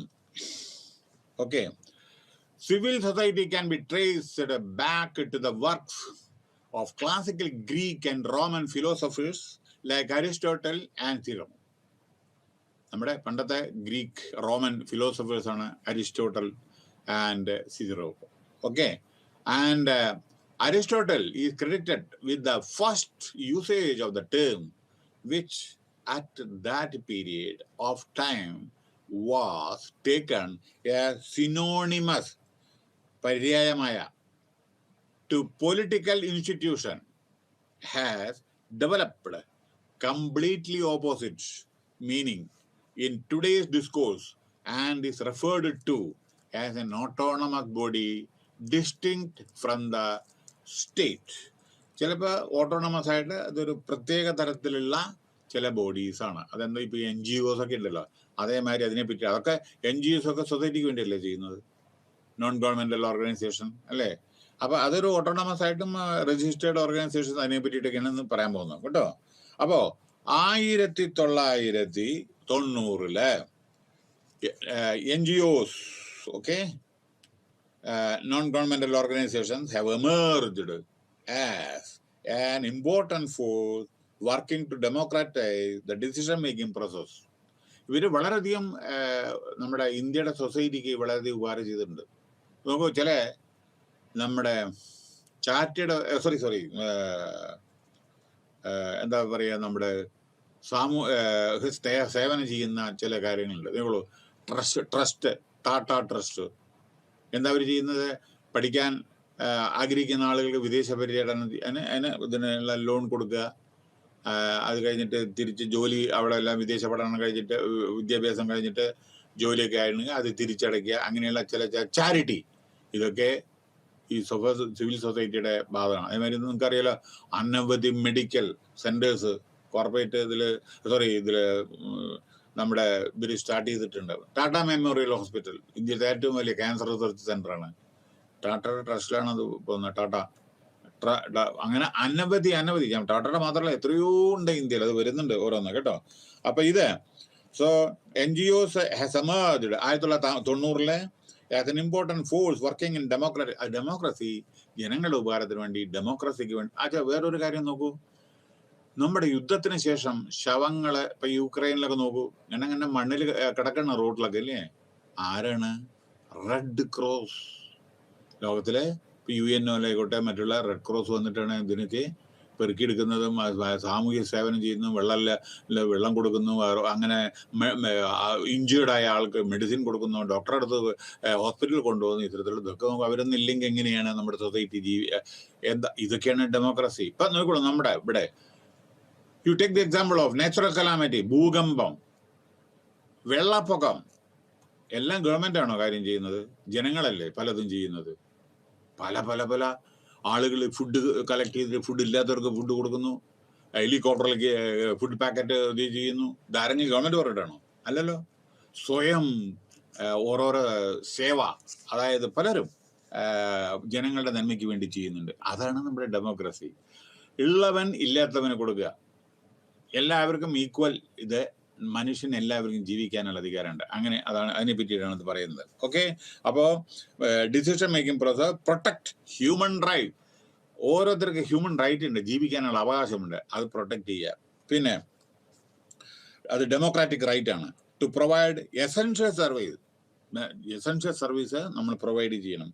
Okay, essential service. പിന്നെ വേറൊരു കാര്യം, ഇപ്പൊ നമ്മൾ കാണാലോ, ഇവിടെ ഹർത്താൽ, സ്ട്രൈക്ക് ടൈമിൽ എസെൻഷ്യൽ പാല്, വെള്ളം, ഇലക്ട്രിസിറ്റി, ഇതൊക്കെ പോലീസ്, ഹോസ്പിറ്റൽ, ഇതൊക്കെ എക്സംപ്റ്റഡ് ആണ് കേട്ടോ. അപ്പൊ ചില ഇതൊക്കെ ജനനന്മയ്ക്ക് വേണ്ടി, പെട്ടെന്ന് ഹർത്താലാപരമായിട്ട് അസുഖം വരാതിരിക്കുകയോ, അപ്പൊ ഇതൊക്കെ ആണ് ചില സാമൂഹ്യ സേവനം. മനസ്സിലായില്ലേ? അപ്പോ ദി മോസ്റ്റ് നീഡിയാണ്, വളരെ ആവശ്യമുള്ളതാണ്. അതേമാതിരി ചില സമയത്ത് നമുക്ക് ഓരോ ബ്ലഡ് ബാങ്ക്, ബ്ലഡ് ആവശ്യമില്ലാത്ത ഉള്ളവർക്ക് പെട്ടെന്ന് പറഞ്ഞാൽ മതി, ഏത് വിധത്തിലുള്ള ബ്ലഡ് കിട്ടും, അങ്ങനെയൊക്കെ പറഞ്ഞിട്ട് ചിലപ്പോൾ അങ്ങനെ വാട്സാപ്പിൽ കാണാം. ചില സമയത്ത് ചില റെയർ ബ്ലഡ് ഗ്രൂപ്പ് ഉണ്ട്, അതെല്ലാം അവര് കളക്ട് ചെയ്തിട്ട് ബ്ലഡ് ബാങ്കിൽ കളക്ട് ചെയ്യും. അപ്പൊ ഓർമ്മിക്കണം ഇത്. ഇനി അടുത്ത concept of civil society. Civil society is generally defined as the space which is outside the realm of family, market. Civil society എന്ന് വെച്ചാൽ നമ്മുടെ ഫാമിലിയോ മാർക്കറ്റോ ഒന്നല്ല, അതിന്റെ outside. There is no single definition. ഇതിന്റെ ഒരു ഡെഫിനേഷൻ കൊടുക്കാൻ പറ്റും. എന്താ സിവിൽ സൊസൈറ്റി? ഓരോ സ്ഥലത്ത് ഓരോരോ സിവിൽ സൊസൈറ്റി അല്ലേ, ഓരോരോ കൾച്ചറല്ലേ, ഓരോരോ വിധത്തിലല്ലേ, അല്ലേ? The World Bank has adopted a definition of civil society that was developed by a number of leading research centers. ഒരു അനവധി ഡെഫിനേഷൻ ഉണ്ട്, ഓരോരുത്തരും ഓരോ ഡെഫിനേഷനാണ് പറഞ്ഞത്. എന്താ സിവിൽ സൊസൈറ്റി? അതിലൊന്നാണ് ഞാൻ പറയുന്നത്, ബാക്കിയൊക്കെ ബുക്കിൽ എഴുതിയിട്ട് വായിക്കുക. The term civil society refers to a wide array of non-governmental and not for profit. നോക്കൂ, ഇത് ജനസേവനമാണ്, പ്രോഫിറ്റ് ഉണ്ടാക്കാനല്ല. Blood bank, Rotary club, Lions club profit ഉണ്ടാക്കാനാണോ? അത് അല്ല, ജനസേവനത്തിനാണ്. ഇല്ല, അതായത് അത്യാവശ്യമായ മെഡിക്കൽ, ഇപ്പൊ ചിലവർക്ക് ആംബുലൻസ്, ഫ്രീ ആംബുലൻസ്, അതേമാതിരി നമ്മളിപ്പോ കണ്ടിട്ടുണ്ട് ഫ്ലഡ് ടൈമിലൊക്കെ എന്തെല്ലാം സേവനങ്ങളാണ് ചെയ്യുന്നത്, ഓരോരുത്തർ ചെയ്യുന്നത്. മനസ്സിലായോ? ഫിഷർമാൻ, ജസ്റ്റ് ഇമാജിൻ, ഫിഷർമാൻ ആണ് നമ്മുടെ ഈ റോഡിലൊക്കെ വെള്ളം കയറിയ സമയത്തും ലാൻഡ് സ്ലൈഡും അതേമാതിരി വെള്ളപ്പൊക്കമൊക്കെ വന്ന സമയത്ത് നമ്മുടെ കടലിൽ പോയി മീൻ പിടിക്കുന്ന ആളുകളൊക്കെയാണ് നമ്മുടെ ജനങ്ങളെ രക്ഷിച്ചത്. അങ്ങനെ പലയിടത്തും പല സംഭവങ്ങളും ഉണ്ടായിട്ടുണ്ട്. അപ്പോൾ നമ്മുടെ കോൺട്രിബ്യൂഷൻ, പബ്ലിക്കിന്റെ കോൺട്രിബ്യൂഷൻ വളരെ വളരെ അളക്കാൻ പറ്റില്ല ഓരോ സ്ഥലത്തും. നിങ്ങൾക്കറിയാലോ, ഈ ഉത്തരാഖണ്ഡില് വെള്ളപ്പൊക്കമുള്ള സമയത്ത് എത്ര പേര് മരിച്ചുപോയി. ആ സമയത്ത് അവിടെ നമ്മുടെ ആർമി, മറ്റുള്ള റാപ്പിഡ് ആംഡ് ഫോഴ്സ്, എന്തെല്ലാം സേവനങ്ങളാണ്, സ്വന്തം ജീവൻ ബലിയർപ്പിച്ചിട്ടാണ് ഇതെല്ലാം ചെയ്യുന്നത്. അതെല്ലാം സാമൂഹ്യ സേവനമാണ്. മനസ്സിലായില്ലേ? ഇതൊക്കെയാണ് സിവിൽ സൊസൈറ്റിയിൽ അത്യാവശ്യം. കാരണം പരസ്പര സഹായമില്ലാതെ ജീവിക്കാൻ പറ്റില്ല. No, the term civil society, അനവധി ഡെഫിനേഷൻ ഉണ്ട്, അത് ചിലതാണ്. Refers to a wide array of non governmental and പ്രോഫിറ്റിന് വേണ്ടിയിട്ടല്ല. അപ്പോൾ values of their members and based on ethical, നമ്മുടെ പ്രിൻസിപ്പിൾ, നമ്മൾ മറ്റുള്ളവരെ സഹായിക്കും, നമ്മൾ ഭക്ഷണം കഴിക്കും, മറ്റുള്ളവർ, അത് നമ്മുടെ എത്തിക്സ് ആണ്. അത് അതായത് ഉള്ളവന് ഇല്ലാത്തവന് കൊടുക്കുക. കൾച്ചറൽ, ചിലർ കൾച്ചറുണ്ട്, ചിലർ ഇടയ്ക്കിടയ്ക്ക് ഇത് പൈസ ദാനം ചെയ്യും. അവർക്ക് ഒരു 10 രൂപ കിട്ടിയിട്ടുണ്ടെങ്കിൽ അതിൽ 2 രൂപ ആരെങ്കിലും ദാനം ചെയ്യും. അങ്ങനെയൊക്കെ ഉണ്ട്. പൊളിറ്റിക്കൽ, സയന്റിഫിക്, റിലീജിയസ്, ഫിലന്ത്രോഫിക് എന്ന് പറഞ്ഞാൽ എന്താ? മനുഷ്യ സ്നേഹം, കൺസിഡറേഷൻ. പിന്നെ NGOs, faith based NGOs, faith based NGOs ഉണ്ട്. മനസ്സിലായില്ലേ? ഇപ്പൊ നമ്മുടെ ക്രിസ്ത്യൻ, ഇതിന്റെ മിഷനറി, ഇതൊക്കെ ഉണ്ടല്ലോ, നമ്മുടെ മദർ ടെറീസ, അവരെല്ലാം ഫെയ്ത്ത് ബേസ്ഡ് ഓർഗനൈസേഷൻ. പാവങ്ങളെ രക്ഷിക്കുന്ന NGOs ഉണ്ട്. അതിൽ ഫോറിൻ കോൺട്രിബ്യൂഷനും മറ്റുള്ള കോൺട്രിബ്യൂഷനും അതെല്ലാം ഉള്ള പലർക്കും വേണ്ടിയിട്ട് അവര് ഹോസ്പിറ്റലും മറ്റേത് തുറന്ന് എഡ്യൂക്കേഷനിൽ വളരെ എയ്ഡ്സ് ബാധിച്ച കുട്ടികളെ, ലിപ്രസി ബാധിച്ച കുട്ടികൾക്കൊക്കെ സഹായം ചെയ്യുന്നു. അപ്പൊ ഈ ഫെയ്ത്ത് ബേസ്ഡ് ഓർഗനൈസേഷൻ്റെ, അത് മുസ്ലിംസ് ആയിക്കോട്ടെ, ഹിന്ദുക്കളായിക്കോട്ടെ, ക്രിസ്ത്യൻസ് ആയിക്കോട്ടെ, പല സേവനം ചെയ്യുന്നുണ്ട്. ഓരോ ജൈനമതത്തിൽ ചെയ്യുന്നുണ്ട്, എല്ലാം ചെയ്യുന്നുണ്ട്. ഫൗണ്ടേഷൻ, റിസർച്ച് ഇൻസ്റ്റിറ്റ്യൂഷൻസ്, എല്ലാവരും ജെൻഡർ ബേസ്ഡ് ഓർഗനൈസേഷൻ. എന്താ LGBT പറഞ്ഞ? LGBT പറഞ്ഞ LGBT is an initial this thing, അത് ലെസ്ബിയൻ, ഗേ, ബൈസെക്സ്വൽ ആൻഡ് ട്രാൻസ്ജെൻഡർ, അതാണ് LGBT അതും ഓർഗനൈസേഷനാണ്. പിന്നെ കോഓപ്പറേറ്റീവ്സ് ഓർഗനൈസേഷനാണ്, പ്രൊഫഷണൽ ഓർഗനൈസേഷനാണ്. നോക്കൂ, പ്രൊഫഷണൽ ഡോക്ടേഴ്സ് പ്രൊഫഷണലല്ലേ, ചാർട്ടേഡ് അക്കൗണ്ടന്റ് പ്രൊഫഷണലല്ലേ, കമ്പനി സെക്രട്ടറി പ്രൊഫഷണലല്ലേ, ലോയർ പ്രൊഫഷണലല്ലേ, ബിസിനസ് അസോസിയേഷൻ, അതാ വ്യാപാര കേന്ദ്രം, അതേമാതിരി വ്യാപാര കേന്ദ്ര, അതേമാതിരി എന്താ പറയണ്ടേ, വികാസ് ഭവൻ, അതേമാതിരിയുള്ള ഓരോ ഇതുണ്ടല്ലോ, ബിസിനസ് എന്റർപ്രൈസസ്, മറ്റേതിനൊക്കെ അവരുടെ സേവനം ചെയ്യുന്ന media. Yes, and non profit, ഇതൊക്കെ non profit organisation. Trade union, പ്രോഫിറ്റിന് വേണ്ടിയിട്ടാണ് ട്രേഡ് യൂണിയൻ. രജിസ്റ്റർ ചെയ്ത വർക്കർക്ക് സേവനം ചെയ്യില്ലേ trade union. And employers organisation ഉണ്ട്. ഓരോരോ കമ്പനി, അതായത് ഈ നമ്മുടെ IT ആണെന്ന് വെച്ചാൽ IT അനവധി കമ്പനികൾ കൂടിയിട്ട് ഒരു അസോസിയേഷൻ ഉണ്ട്. അസോസിയേഷൻ ഓഫ് എഞ്ചിനീയേഴ്സ് ഉണ്ട്. അതേമാതിരി എംപ്ലോയറുടെ ഉണ്ട്. ഇവരൊന്നും പ്രോഫിറ്റിന് വേണ്ടിയിട്ടല്ല. That is to share their experience or knowledge with others. അതേമാതിരി അത് പരസ്പര സഹായം, അത് വളരെ ഉപകാരമാണ്, ഉപദ്രവം ഒരിക്കലും ഉണ്ടാവില്ല. അത് ശ്രദ്ധിക്കണം. പിന്നെ so called special partner constitute a special category of CSO. No here, ഇവിടെ ഒന്നും കൂടി പറയാണ്ട്, civil society organisation CSO therefore refer to a wide array of organization പറഞ്ഞു ഞാൻ. അതേമാതിരി community group, non governmental organisation, labour union, indigenous group, charitable organisation പറഞ്ഞു ഞാൻ. Charitable organisation എന്താണെന്ന് ഓക്കെ. പിന്നെ ഫെയ്ത്ത് ബേസ്ഡ് ഓർഗനൈസേഷൻ ഞാൻ പറഞ്ഞു, പ്രൊഫഷണൽ ബോഡീസ് ഞാൻ പറഞ്ഞു, അങ്ങനെ പലതും. Okay, now characteristic of a civil society consists of a non-state institution, consists of a plethora എന്ന് പറഞ്ഞാൽ ധാരാളമായിട്ടുള്ള organisation and institution outside family, state and market.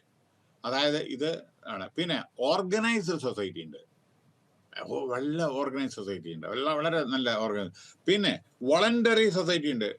അതായത് വേണമെന്നുണ്ടെങ്കിൽ ആവാം, ഇല്ലെങ്കിൽ വേണ്ടെങ്കിൽ വേണ്ട, അല്ലെങ്കിൽ ഓരോരോ സമയത്തിന് വേണ്ടിയിട്ട് മാത്രം ഒരു വളണ്ടറി, എന്തെങ്കിലും ഒരു സെലിബ്രേറ്റ് ചെയ്യാനോ അല്ലെങ്കിൽ മുന്നിൽ വന്ന് പ്രവർത്തിക്കാനൊക്കെ ഉണ്ടല്ലോ, അങ്ങനെയുണ്ട്. ഓട്ടോണമസ് ബോഡി ഉണ്ട് ചിലത്. പിന്നെ നോൺ പ്രോഫിറ്റ് എൻറ്റിറ്റി, പ്രോഫിറ്റ് ഇല്ലാണ്ട് നമ്മുടെ ജനസേവനം ചെയ്യുന്ന പല കാര്യങ്ങളുണ്ട്, പ്രോഫിറ്റ് ഇല്ലാതെ. അപ്പോൾ വളണ്ടറി ആയിട്ട് ചെയ്യുന്നവരുണ്ട് ചിലർ. ഞാൻ പറയട്ടെ, വളണ്ടറി ചിലർ സാലറിയുടെ 10% നമ്മുടെ ഓർഫണേജിൽ കൊടുക്കും. ചില കുട്ടികളെ പഠിപ്പിക്കാൻ വേണ്ടി പൈസ സംഭാവന ചെയ്യും. അതൊക്കെ നോക്കൂ, individual contribution for the society ആണത്. മനസ്സിലായില്ലേ? പിന്നെ ഓർഗനൈസ്ഡ് സൊസൈറ്റി ഉണ്ട്, വളണ്ടറി ആയിട്ട് നമ്മൾ കോൺട്രിബ്യൂട്ട് ചെയ്യുന്നുണ്ട്. ഇപ്പൊ ഞാൻ പറയാം വളണ്ടറി കോൺട്രിബ്യൂഷൻ, ഒരു ഒറ്റ ഉദാഹരണം, that is more than sufficient. Ratan Tata, one of the biggest industrialist in the country, most respected industrialist. ഏകദേശം 100-105 കമ്പനികളിൽ മീതെറ്റിയുണ്ട്. അതിൻ്റെ ഗ്രൂപ്പിൻ്റെ ഹെഡാണ് അറിയാലോ. അദ്ദേഹത്തിൻ്റെ 1400 കോടിയാ ഏറ്റവും സംതിങ് എന്തോ അയാള് ഈ ഇവരുടെ ഇതിന് വേണ്ടിയിട്ട് സംഭാവന ചെയ്തിരിക്കണം. ദാറ്റ് ഈസ് ചാരിറ്റിക്ക് വേണ്ടിയിട്ടാണ് കൊടുത്തിരുന്നത്. അതേമാതിരി അസീം പ്രേംജി എത്രയോ കോടി രൂപയാണ് പിന്നെ സംഭാവന ചെയ്തിരുന്നത് ഇതിന് വേണ്ടിയിട്ട്, ഈ ചാരിറ്റിക്ക് വേണ്ടിയിട്ട്. ഇൻഫോസിസ് അതേമാതിരി ചെയ്തിട്ടുണ്ട്. അപ്പോൾ അങ്ങനെ പല പല കമ്പനികളും പല വിധത്തിൽ ചെയ്തിട്ടുണ്ട്. അപ്പോൾ അത് എന്താണ് അതെല്ലാം നമ്മുടെ പിന്നെ ഓർഗനൈസ്ഡ്, അതായത് നമ്മുടെ കോർപ്പറേറ്റ് ചെയ്യുന്ന കാര്യങ്ങളാണ് ചിലത്. പക്ഷേ ചിലവരെ ഇതൊന്നും പ്രോഫിറ്റിന് വേണ്ടി അല്ലെങ്കിൽ ആദായം പ്രതീക്ഷിച്ചിട്ടല്ല, ജനസേവനത്തിന് വേണ്ടിയാണ്. സോ ഇറ്റ് എനേബിൾ അപ്പോൾ non profit entity, it enable citizens interaction with the state, thus facilitating citizen participation in the governance process. അപ്പോൾ എന്താണ് അറിയത്തില്ലേ പ്രധാന കാര്യം? ഓരോരുത്തരും ഇതിൽ ഇൻവോൾവ് ആകുന്നു.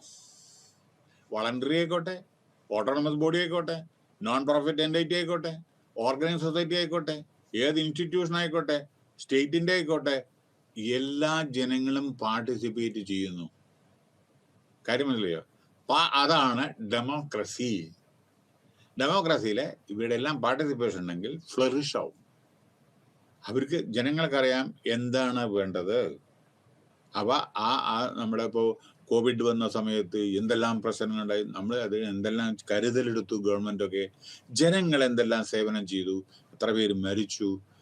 അപ്പോൾ അവരുടെ കുടുംബത്തിന് നമ്മൾ ചെയ്യുന്ന, ഗവൺമെൻറ് ചെയ്യുന്ന ചില കാര്യങ്ങൾ, നല്ല കാര്യങ്ങളൊക്കെ പലരും ചെയ്യുന്നുണ്ട്. നമ്മുടെ സെൻട്രൽ ഗവൺമെൻറ് ആയിക്കോട്ടെ, ഓരോ സ്റ്റേറ്റ് ഗവൺമെൻറ് അങ്ങനെ ചെയ്യുന്നുണ്ട്. മനസ്സിലായില്ലേ? അപ്പോൾ ഇതൊക്കെയാണ് നമ്മുടെ സൊസൈറ്റിയോടുള്ള, സിവിൽ സൊസൈറ്റിയോടുള്ള കടപ്പാട്. ഇനി civil society in India yes has A long tradition. India has A long tradition of civil society. അറിയാലോ, 5000 കൊല്ലം പഴക്കത്തിലാണ് നമ്മുടെ സിവിൽ സൊസൈറ്റി. ഓക്കെ, ആൻഡ് 5000 കൊല്ലത്തോളം ഉണ്ട്. അപ്പോൾ അത് സെഞ്ചുറീസ്. അപ്പോൾ ഇതിൻ്റെ സിവിൽ സൊസൈറ്റി നമ്മുടെ ഇന്ത്യയുടെ മോഹൻജദാരോ, ഹരപ്പോ, നമുക്ക് വേദിക് ടൈംസ്, വേരിയസ് റിലീജിയൻ. നമ്മുടെ ഇന്ത്യയിൽ തന്നെ 7ഓളം റിലീജിയൻ ഉണ്ട്. 7ഓളം മേജർ റിലീജിയൻ ഉണ്ട്. അപ്പോൾ നമ്മുടെ സിഖിസം, ഹിന്ദുയിസം, ഇസ്ലാം, ബുദ്ധിസം, ജൈനിസം എല്ലാം ഇന്ത്യയിലുണ്ട്. അതാണ് ഇന്ത്യയുടെ പ്രത്യേകത.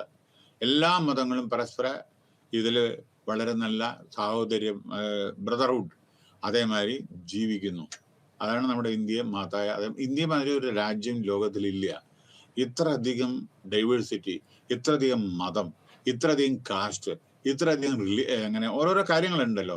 അത് ഇന്ത്യ മാതിരി ഒരു രാജ്യം വേറെ ഇല്ല. മനസ്സിലായോ? ലോകത്തിൽ എവിടെ പോയാലും കാണാം അവിടെ ഒരു റിലീജിയൻ, 2 റിലീജിയൻ ആയിരിക്കും. കാരണം ആ റിലീജിയൻ തമ്മിൽ അടി പിടി ആയിരിക്കും. ചിലപ്പോൾ കറുപ്പ്, അമേരിക്കയില് ബ്ലാക്ക് വൈറ്റ്, അവിടെ അടി, ലണ്ടനിലുണ്ട് ഇതേമാതിരി. പക്ഷെ അങ്ങനെ ഇവിടെ നല്ല പനിഷ്മെന്റ് ആയിരിക്കും ഇവിടെ. മനസ്സിലായില്ലേ? നമ്മുടെ കോൺസ്റ്റിറ്റ്യൂഷൻ അലോ ചെയ്യുന്നില്ല. Free, any religion, any caste, anything you can have, no problem മറ്റാൾ. എല്ലാം എവിടെ വേണമെങ്കിലും നിങ്ങൾക്ക് പോവാം, എല്ലാം. അപ്പോൾ ഫണ്ടമെന്റൽ റൈറ്റ് ആണത്. അപ്പോൾ നമ്മുടെ ഏത് റിലീജിയൻ വേണമെങ്കിലും നമുക്ക് അവിടെ എടുക്കാം.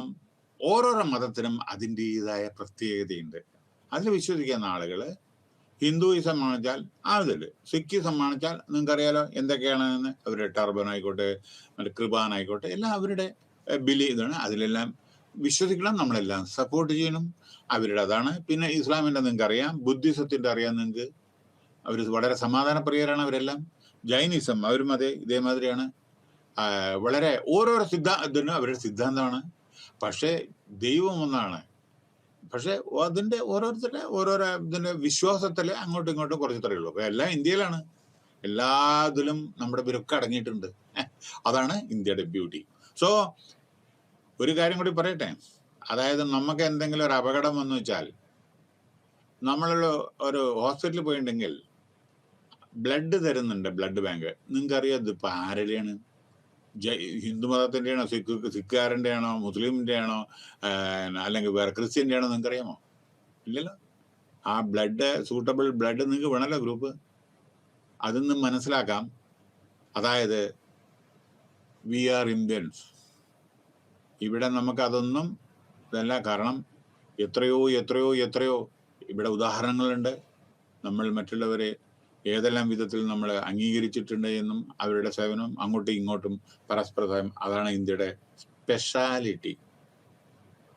ലോകം ഇന്ത്യയെ മാനിക്കുന്നത് ഇതുകൊണ്ടാണ്. 138 കോടി ജനം കളിക്കുന്നതല്ല.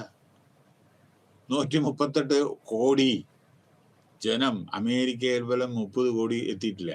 30 കോടിയോളം ഉള്ളൂ. 138 ഇന്ത്യ. എങ്ങനെ പോകണം നോക്കൂ. ഇന്നും എല്ലാവരും കഷ്ടങ്ങളുടെ അവിടെയും ഇവിടെയൊക്കെ ഡിഫറൻസ് ഒപ്പീനിയൻ അതൊക്കെ ഉണ്ടല്ലോ. അതിപ്പോൾ ഒരു വീടാണ് ചില ഉണ്ടാവില്ലേ, അതൊന്നും കുഴപ്പമില്ല. അതൊക്കെ ഉണ്ട്. ചില സമയത്ത് അങ്ങോട്ടും ഇങ്ങോട്ടും ചില മിസ്അണ്ടർസ്റ്റാൻഡിങ്, അതിനെന്താണ്? അത് ഒരു വീടാണെച്ചല്ലേ. മക്കൾ തമ്മിലില്ലേ, അച്ഛനും ഭാര്യയും തമ്മിലില്ലേ, അതൊക്കെ ഉണ്ടാവും. That is part of life and we have to take care easily. And നമ്മളെ സമൂഹത്തിനും എല്ലാവരും നല്ല വിധത്തിലുള്ള ഒരു റോൾ മോഡലായിട്ട് നമ്മൾ പരിണമിക്കണം. ഏത് മതമായിക്കോട്ടെ, ഏത് മനുഷ്യനായിക്കോട്ടെ, എല്ലാവരും വി ആർ ഹ്യൂമൻ ബീയിങ്. മനസ്സിലായില്ലേ? അപ്പൊ ജീവിക്കുമ്പോൾ നമ്മൾ we don't know what will happen tomorrow. So when we are alive we have to live happily. And not only that, what our help, നമുക്ക് എന്ത് മറ്റുള്ളവർക്ക് സഹായം ചെയ്യാൻ പറ്റുമോ അത് നമ്മൾ ചെയ്യണം. കാരണം എന്തെന്ന് വെച്ചാൽ അത് നിലനിൽക്കൂ. പൈസ നിലനിൽക്കില്ല. പൈസ വേണം, ജീവിക്കാൻ വേണ്ടി പൈസ വേണം. You should not live only for earning money. Money is required for survival, but you should not live only for living, making money. മനസ്സിലായില്ലേ? മണി ഓട്ടോമാറ്റിക്കലി വരോ പോവോ ഒക്കെ ചെയ്യും. അത് ശാശ്വതമല്ല, അതാണ് പറയുന്നത്. സോ വേറൊരു കാര്യം എന്താണെന്ന് വെച്ചാൽ, the concept of giving others is a very much embedded in our religion. അതാ ദാനം ചെയ്യുന്നത് എല്ലാ മതത്തിലും പറഞ്ഞിട്ടുണ്ട്. ബുദ്ധമതത്തില്, ജൈനമതത്തില്, സിഖ് മതത്തില് ദാനം അറിയാലോ നിങ്ങൾക്ക്. വളരെ ഉദാരമായ സംഭാവന ചെയ്യുന്നതാണ് ഇവരൊക്കെ. സിഖായാലും ശരി, അവർ എപ്പം ഗുരുദ്വാരയിൽ പോയിട്ടുള്ള ശരി, നമുക്ക് പൊറോട്ട അല്ലെങ്കിൽ ചപ്പാത്തിയോ ഫ്രീ ആയിട്ടാണ് എല്ലാം ഗുരുദ്വാരയിലും. ആരൊക്കെ വേണമെങ്കിലും പോവാം. അങ്ങനെ അവർക്ക് അവരുടേതായ ഇതുണ്ട്. അതെല്ലാം ജൈനമതം, ഹിന്ദു മതത്തിലൊക്കെ ഭക്ഷണം എല്ലാവരും കൊടുക്കുന്നുണ്ടല്ലോ. അങ്ങനെയൊക്കെയാണ് വേണ്ടത്. അതായത് പോവർട്ടി നമ്മുടെ ഇറാഡിക്കേറ്റ് ചെയ്യണം. പണം ഇല്ലാത്തവരും പണം ഉള്ളവരൊക്കെ ഉണ്ട്. അപ്പൊ ഇല്ലാത്തവർക്ക് കൊടുക്കില്ലല്ലേ അപ്പൊ നമുക്ക് അതിന്റെ വാല്യൂ, അതൊരു അതായത് ഇതിന്റെ പ്രത്യേകത വേറെയാണ്. അതിന്റെ സന്തോഷം പ്രത്യേകതയാണ്. സെൽഫ് സാറ്റിസ്ഫാക്ഷൻ നമുക്കുണ്ടാവും. We help others. അല്ലാണ്ട് we should not cheat others, അങ്ങനെയല്ല. പിന്നെ എമർജൻസി സോഷ്യൽ ഗ്രൂപ്പ്. പിന്നെ വേറെ കാര്യം, ബ്രഹ്മസമാജം ഒരു ഗ്രൂപ്പാണ്, ആര്യ സമാജം ഒരു ഗ്രൂപ്പാണ്, തിയോസോഫിക്കൽ സൊസൈറ്റി ഗ്രൂപ്പാണ്, രാമകൃഷ്ണ മിഷൻ. ഇതൊക്കെ ഓരോരോ ഗ്രൂപ്പാണ്, ഓരോ പർപ്പസിന് വേണ്ടി നിലകൊള്ളുന്നു, ജനസേവനത്തിന് വേണ്ടി. രാമകൃഷ്ണ മിഷനിലെ ഓൾഡ് ഏജ് 60 വയസ്സ് ഈ മക്കള് അച്ഛന്മാരെ അമ്മമാരെ വീട്ടിൽ നിന്ന് പുറത്തേക്ക് ഇറക്കി വിട്ട് അവർക്ക് അക്കോമഡേറ്റ് ചെയ്തിട്ട് താമസ സൗകര്യം എല്ലാം കൊടുക്കുന്നതാണ് അവര്. അങ്ങനെ ഓരോന്നും ആര്യ സമാജത്തിന് അറിയാലോ, ബ്രഹ്മസമാജത്തിന് അറിയാലോ. അങ്ങനെ ഇതെല്ലാം. ഇതിനു പുറമെ വേറൊരു കാര്യം കൂടി ഉണ്ട്, ചിപ്കോ മൂവ്മെന്റ്. ചില കാര്യങ്ങൾ പല വിധത്തിലുണ്ട്. ചിപ്കോ മൂവ്മെന്റ് എന്ന് വെച്ചാൽ നമ്മുടെ ഉത്തരാഖണ്ഡില് നമ്മുടെ എന്താണ് പറയാ, തെഹരി ഡാം പല മൂവ്മെന്റും ഉണ്ട് ഇവിടെ. അതായത് തെഹരി ഡാം പറയുമ്പോ സുന്ദർലാൽ ബഹുഗുണ അയാൾ പറഞ്ഞു അവിടെ ഡാം കെട്ടരുത്. പിന്നെ അപ്പുറത്ത് നിങ്ങൾ അതിന്റെ പൊട്ടിയിരുന്നെങ്കിൽ 3 സ്റ്റേറ്റിൽ 4 സ്റ്റേറ്റിന്റെ വെള്ളപ്പൊക്കം വരും. അതായത് ഒരു 30 ലക്ഷം 40 ലക്ഷം ആളുകൾ മരിക്കുക അന്ന്. ഇപ്പോ 40 ലക്ഷം പറഞ്ഞാൽ 60 ലക്ഷം തെഹരി ഡാമിന് എന്താ പറ്റുക എന്താ വെച്ചാ, ഹിമാലയത്തിന്റെ അടിവാരത്തിലാണത്. ഉത്തരാഖണ്ഡിന്റെ അപ്പുറത്ത് ഭാഗീരഥി റിവറിലാണ്. ഏറ്റവും കൂടുതൽ ഹൈറ്റിലുള്ള, ലോകത്തിലെ ഏറ്റവും ഹൈറ്റിലുള്ള ഡാമാണ് തെഹരി ഡാം. ഹൈറ്റിൽ സ്ഥിതി ചെയ്യുന്നത്. അപ്പൊ അവിടെ ഈ ഡാം പണിയരുത് എന്ന് പറഞ്ഞിട്ട് സമരം നടത്തി ഒരു ആന്തോലൻ. അതാണ് ചിപ്കോ മൂവ്മെന്റ്. നിങ്ങൾക്കറിയാലോ, നർമ്മദ ബച്ചാവ് അതൊരു മൂവ്മെന്റ് ആയിരുന്നു. പിന്നെ ഇത് കൂടാതെ നമ്മുടെ റീസെന്റ് ആയിട്ട് പെട്ടെന്ന് നിങ്ങൾക്ക് അറിയാവുന്ന അണ്ണാ ഹസാരെ. എന്തിനാണ്? നമ്മുടെ ലോക്പാൽ അതേമാതിരി ലോകായുക്ത്, ഇതിനൊക്കെ വേണ്ടിയിട്ട് കറപ്ഷൻ ഇറാഡിക്കേറ്റ് ഇതിനൊക്കെ ഓരോരോ ഫോം ചെയ്തിട്ടുണ്ട്. പിന്നെ CSO classification in India, voluntary group influenced by Gandhian thought. Okay, അതായത് yes, voluntary sector gained momentum under the leadership of Mahatma Gandhi. He mobilized masses and created a space of civil society, Mahatma Gandhi, which successfully carried out the movements like Satyagraha, Mahatma Gandhi, Truth and Non-Violence, Mahatma Gandhi, Non-Cooperation, Mahatma Gandhi, and Civil Disobedience, Mahatma Gandhi. Now, professional rural development agencies, missionary organ, Christian മറ്റേതൊക്കെ നിങ്ങൾക്കറിയാം. Student workers and woman movement നിങ്ങൾക്കറിയാം. Woman movement നിങ്ങൾക്കറിയാം. Independence, അവരുടെ ഓരോ റൈറ്റിന് വേണ്ടിയുള്ള ഒരു movement. Adivasis, woman environment, minority, Muslim, Christian, Buddhist, religious movement including both spiritual and fundamentalist. ഇതൊക്കെ ഓരോരോ CSO ഇതാണ്. പിന്നെ role of civil society. Role of civil society എന്ന് പറയുന്നത് നോക്കൂ, നമ്മുടെ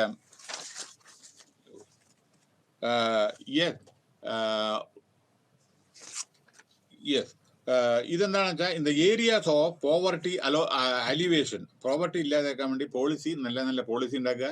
പ്രൊട്ടക്ഷൻ റോൾ എന്ന് പറഞ്ഞാൽ ഓരോരുത്തരുടെ ഡെമോക്രാറ്റിക് റൈറ്റ്സ് പ്രൊട്ടക്ട് ചെയ്യുക. പ്രൊമോഷൻ ഓഫ് ട്രാൻസ്പെറൻസി എന്ന് പറഞ്ഞാൽ അതായത് നമ്മുടെ RTI, right to information act, Lokpal, Lokayukta അതേമാതിരിയുള്ള ഇംപ്ലിമെന്റ് ചെയ്യുക. സിറ്റിസൺസ് റിസോഴ്സസ്, അതായത് and mobilisation of resources for people. പിന്നെ എനാക്റ്റീവ്, ജനങ്ങളെ പാർട്ട്നേഴ്സ് ഇൻ ഡെവലപ്മെന്റ്, അത്. പിന്നെ issues facing civil society. Civil society organisation lack advocate. ഇവർക്ക് എന്താ ചെയ്യാന്ന് വെച്ചാൽ പണിയെടുക്കാൻ പൈസ ഇല്ല. NGOസിന് ഇന്നാഡിക്കേറ്റ് പ്രൊഫഷണൽ എക്സ്പേർട്സ് ഇല്ല, ട്രെയിൻഡ് ആളുകളില്ല, അക്കൗണ്ടൻസി ഇല്ല ചില സമയത്ത്. അത് പിന്നെ ഗവൺമെന്റ് സിവിൽ സൊസൈറ്റി ഇന്റർഫേസ്, ചില സമയത്ത് ഗവൺമെന്റ് ഒക്കെ ഉണ്ടല്ലോ, അത് ചില സമയത്ത് ഇത് പിന്നെ interference ഒക്കെ ഉണ്ട്. Civil society is a vast and diverse group in comprising various organizations within it. It has become one of the key instruments of good governance worldwide. ഇനി അടുത്തത് CSO have been facing issues like inadequate finances, untrained and unskilled staff, lack of accountability. Yes, accountability illa, and strive and the government that ultimately lends to a very peripheral, okay, അതായത് അനുബന്ധമായ achievement, lay down goals, having a platform for discourses and dialogue between the CSO and government. Skill development വേണം, അതിന്റെ പുറമെ capacity building വേണം, അതേമാതിരി various programmes arrange ചെയ്യണം, professional, social, performance എല്ലാവരെയും വളരെ നല്ലതായിരിക്കണം. അപ്പൊ ഇവിടെ എന്താണ് പറയേണ്ടതെന്ന് വെച്ചാൽ ഏറ്റവും പ്രധാനപ്പെട്ട ഒരു ഘടകം എന്താണെന്ന് വെച്ചാൽ civil society plays an important role in the civil സൊസൈറ്റിയുടെ ഇത് വളരെ ഇതാണ് നമ്മുടെ even not only that Indian constitution, ഇന്ത്യയുടെ ഭരണഘടന തന്നെ പറഞ്ഞിട്ടുണ്ട്. പിന്നെ നമ്മളെ ചെയ്യേണ്ട ഓരോ കാര്യങ്ങൾ ഇവിടെ ഈ യൂണിറ്റിന്റെ ഒരു ഇതും കൂടി ഉണ്ട് അവസാനം. നോക്കൂ, നമ്മുടെ ഈ യൂണിറ്റിൽ പറഞ്ഞത്, unit describe the concept of commission, discusses various. Niti ആയോഗിനെ പറ്റി പറഞ്ഞു, ഇലക്ഷൻ കമ്മീഷനെ പറ്റി പറഞ്ഞു, ഫൈനാൻസ് കമ്മീഷനെ പറ്റി പറഞ്ഞു, സിവിൽ ചീഫ് വിജിലൻസ് കമ്മീഷനെ പറ്റി പറഞ്ഞു, അഡ്മിനിസ്ട്രേറ്റീവ് റിഫോംസ് കമ്മീഷനെ പറ്റിയിട്ട് പറഞ്ഞു. പിന്നെ സിവിൽ സൊസൈറ്റിയുടെ ഇതും നമ്മൾ പറഞ്ഞു. ഈ സിവിൽ സൊസൈറ്റി നമ്മുടെ ജനങ്ങൾ നന്നായാൽ peaceful atmosphere should prevail always. അപ്പൊ അത് സിവിൽ സൊസൈറ്റി, എഡ്യൂക്കേറ്റഡ് ആയിട്ടുള്ള സിവിൽ സൊസൈറ്റിയാണ് നമുക്ക് വേണ്ടത്. എഡ്യൂക്കേറ്റഡ് ആയിട്ടുള്ള രാഷ്ട്ര പെട്രിയോട്ടിസം നമുക്ക് ആവശ്യമാണ്. അതേമാതിരി always willingness to help the nation or the state whenever it is needed. This is required. That is the contribution to be done by the civil society. Okay, thank you very much. Namaste.